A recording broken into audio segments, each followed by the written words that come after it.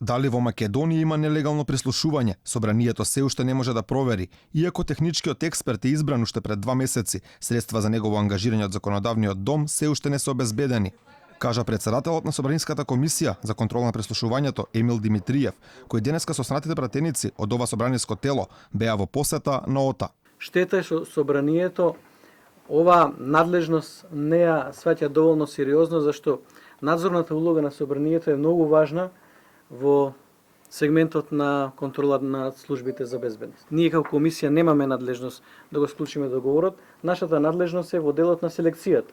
Селекцијата беше крајно транспарентна и објаснив преска и 2 месеци записникот е предаден од изборот, ние се уште како комисија немаме одговор зашто не е ангажирано тоа лице. Што има во компјутерите, кого и како следат вработените во ОТА, не утврди експерт од областа на информатиката, туку пратениците дознаа од вработените на ОТА, кои им презентираа извештај. Според напишаното, побарано било се прислушуваат 258 броеви во текот на оваа година, а во моментов под контрола се 159. Дали оваа бројка е точна и дали има нелегално прислушување, комисијата не можеше да провери, бидејќи во истата нема експерт за тој дел.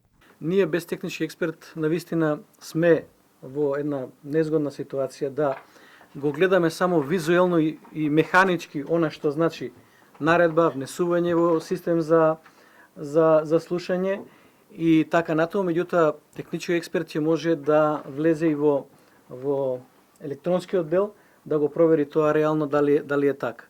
Од ОТА тврдат дека нелегално прислушување нема, но директорот Зоран Ангеловски е свесен дека тоа нема да може да се докаже пред пратениците, додека не биде ангажиран експертот кој комисијата го има избрано.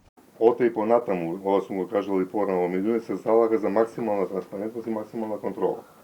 Во моменти кога ќе биде ангажиран технички експерт, ќе биде поедноставно да се докаже пред нив дека сето тоа е така како што е декларирано. Инаку Димитриев кажа дека експертот кој бил избран имал завршено магистерски студии за компјутерска форензика во Ирска. Консултантскиот договор кој треба да биде потпишан со него ќе има важност до крајот на мандатот на овој собраниски состав.